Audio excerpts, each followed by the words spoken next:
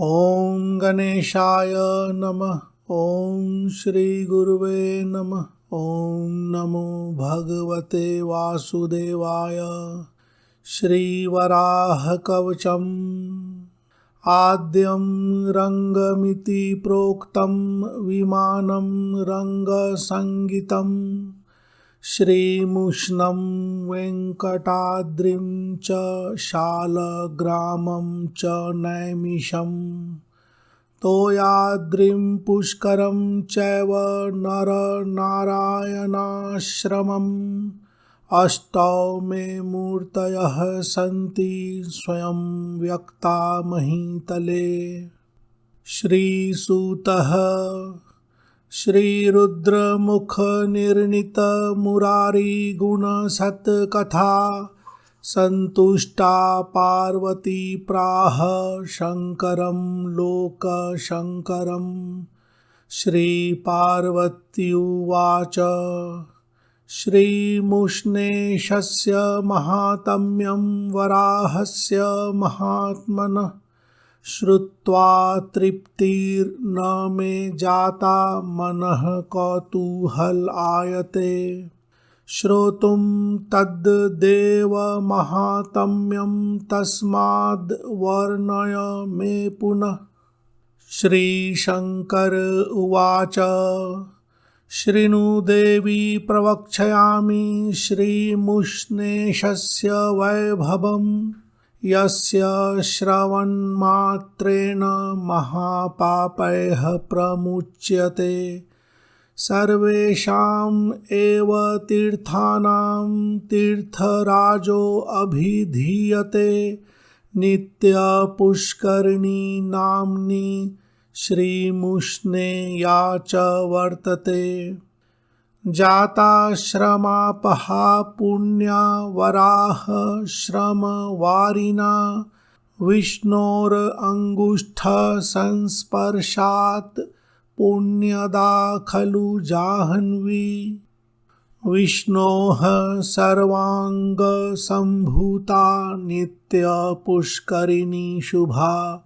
महानदी सहस्रेण नित्यदा संगता शुभा। सकृत् स्नात्वा विमुक्ताघः सद्यो याति हरेः पदम्। तस्या आग्नेयभागे तु अश्वत्थ चक्षाय योदके। स्नानं कृत्वा पिप्पलस्य कृत्वा चापि प्रदक्षिणम्। दृष्ट्वा श्वेतवराहं च मासमेकं नयेद् यदि। कालमृत्युं विनिर्जित्य श्रिया परं यायुतः। आधिव्याधिविनिर्मुक्तो ग्रहपीडाविवर्जितः। भुक्त्वा भोगान् अनेकांश्च मोक्षम् अन्ते व्रजेद् ध्रुवम्। अश्वत्थमूले अर्कवारे नित्यपुष्करिणी तटे। अर्कवारे रविवार को बोलते हैं। अश्वत्थमूले अर्कवारे नित्यपुष्करिणी तटे। वराह कवचं जपत्वा शतवारं जितेन्द्रियः। 100 पाठ शतवार। क्षय अपस्मार कुष्ठ आद्यैः महारोगैः प्रमुच्यते। वराह कवचं यस्तु यः तु प्रत्यहं पठते यदि। शत्रुपीडा विनिर्मुक्तो भूपति त्वम् अवाप्नुयात्। लिखित्वा धारयेद् यस्तु बाहुमूले गले अथवा। भूत प्रेत पिशाच आद्याः यक्ष गन्धर्व राक्षसाः। शत्रवो घोरकर्माणो ये च अन्यै विषजन्तवः। नष्टदर्पा विनश्यन्ति विद्रवन्ति दिशो दश।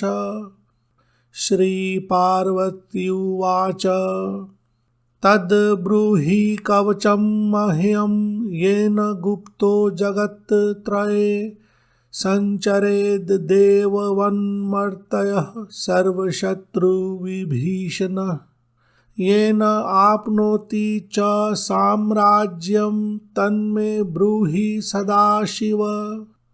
श्रीशंकर उवाच शृणु कल्याणी वक्ष्यामि वाराह कवचं शुभं येन गुप्तो लभेन्मर्तयो विजयं सर्वसम्पदम् अंगरक्षाकरं पुण्यं महापातकनाशनं सर्वरोगप्रशमनं सर्वदुर्ग्रहनाशनं विष अभिचार कृत्या आदि शत्रुपीडा निवारणं नोक्तं कस्यापि पूर्वं हि गोप्याद् गोप्यतरं यतः। नोक्तम न उक्तम दोनों समान है। वराहेन पुरा प्रोक्तं मह्यं च परमेष्ठिने युद्धेषु जयदं देवी शत्रुपीडा निवारणं वराह कवचाद् गुप्तो ना अशुभं लभते नरः। इस कवच से नर का कोई अशुभ अमंगल नहीं होता है। वराह कवचाद् गुप्तो ना अशुभम लभते नरः। यहाँ आगे के कुछ श्लोकों में विनियोग और न्यास आदि का वर्णन है। वराह कवचस्यास्य ऋषिर्ब्रह्मा प्रकीर्तितः छंदो अनुष्टुप तथा देवो वराहो भूपरिग्रह प्रक्षाल्य पादौ पाणि च सम्यग् आचम्य वारिना। श्लोक संख्या 19 में दी गई है। इस वराह कवच के ऋषि ब्रह्मा है और इसका छंद अनुष्टुप है तथा मूल देवता वराह है। और श्लोक संख्या 20 में कहा गया है हाथ पैर को अच्छे से धो करके आचमन आदि करना चाहिए। कृत स्वांग करन्यासः स्वांग स्व अंग अपने अंग का न्यास। कृत स्वांग करन्यासः सपवित्र उदंग मुख। ओम भूर्भुवः स्वरिति नमो भूपतये अपि च नमो भगवते पश्चाद् वराहाय नमस्तथा। नमो भगवते पश्चाद् वराहाय नमस्तथा। नमो भगवते वराहाय नमः। यह मंत्र छुपा हुआ है। एवं षडंगम न्यासं च न्यसेद अंगुलीषु क्रमात्। इसके बाद षडंग का न्यास फिर उंगलियों का न्यास आदि करें। नमः श्वेतवराहाय महाकोलाय भूपते यज्ञांगाय शुभांगाय सर्वज्ञाय परात्मने स्त्रवतुंडाय धीराय परब्रह्म स्वरूपिणे वक्रदंष्ट्राय नित्याय नमो अंतैर्नामभिः क्रमात्। नमो अंतैर अंतः भी बोल सकते हैं। नमो अंतः नाम भीह क्रमात्।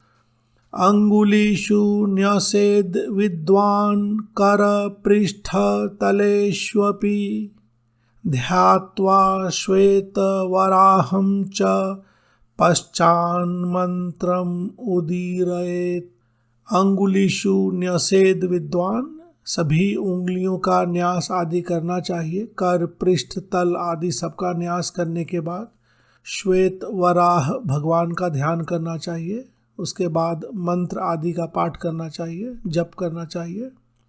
अंगुलीषु न्यसेद विद्वान् कर पृष्ठ तलेष्वपि ध्यात्वा श्वेत वराहं च पश्चान्मन्त्रम् उदीरयेत्। ध्यानम्। ॐ श्वेतं वराह वपुषं क्षितिम् उद्धरन्तं शङ्खारी सर्ववरदा अभययुक्तबाहुं ध्यायेन निजैश्च तनुभिः सकलैरुपेतं पूर्णं विभुं सकलवाञ्छितसिद्धयेजम्। अब ध्यान आदि पूजन मंत्र जप आदि के बाद मूल पाठ प्रारंभ करें। मूल पाठ। वराह पूर्वतः पातु दक्षिणे दंडकांतकः हिरण्याक्ष हरः पातु पश्चिमे गदयायुतः उत्तरे भूमिहृत् पातु अधस्ताद् वायुवाहनः ऊर्ध्वं पातु हृषीकेशो दिग्विदिक्षु गदाधरः प्रातः पातु प्रजानाथः कल्पकृत् संगमे अवतु मध्याह्ने वज्रकेशस्तु वज्रकेशः तु समान है सायाह्ने सर्वपूजितः प्रदोषे पातु पद्माक्षो रात्रौ राजीवलोचनः निशीन्द्रगर्वः पातु पातु उषः परमेश्वरः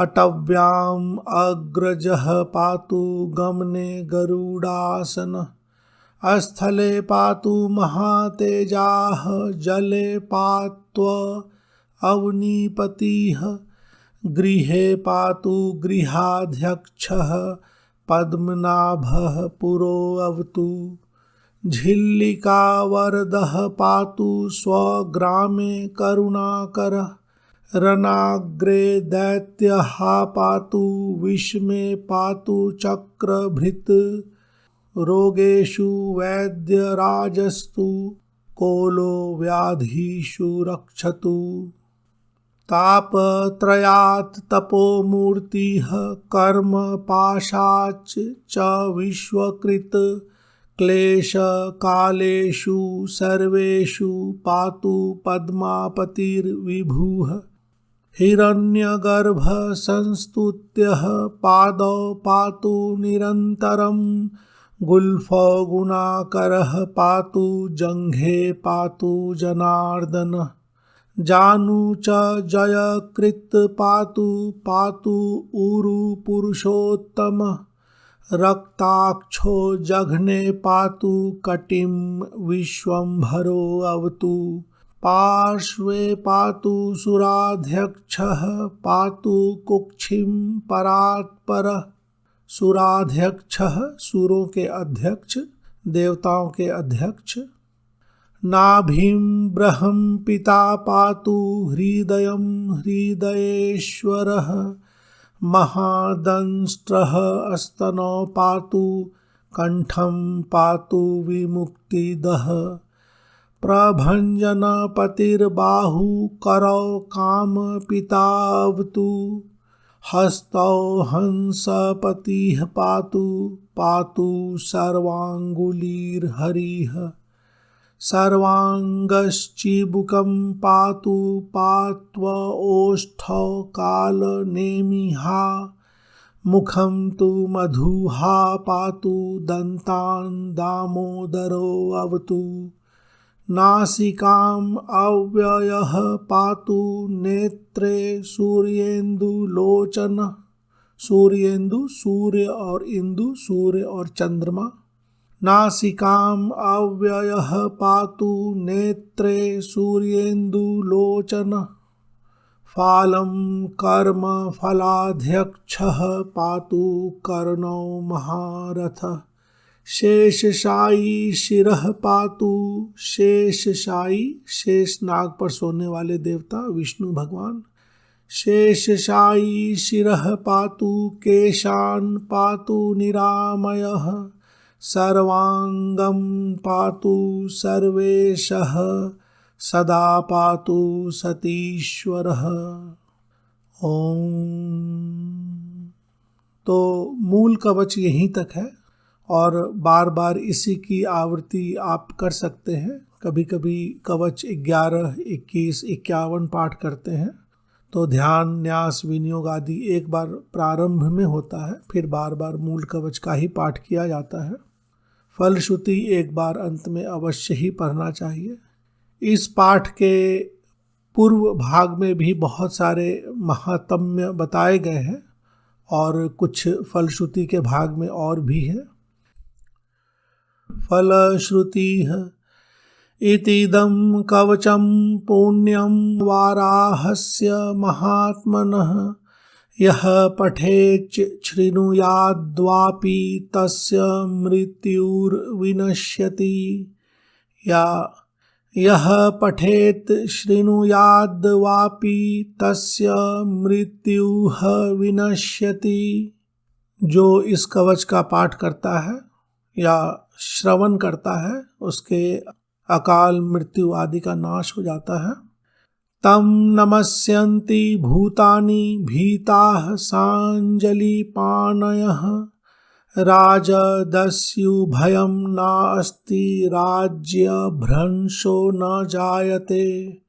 यन्नाम स्मरणाद् भीताः भूतवेतालराक्षसाः महारोगाश्च नश्यन्ति। सत्यं सत्यं वदाम्यहम्।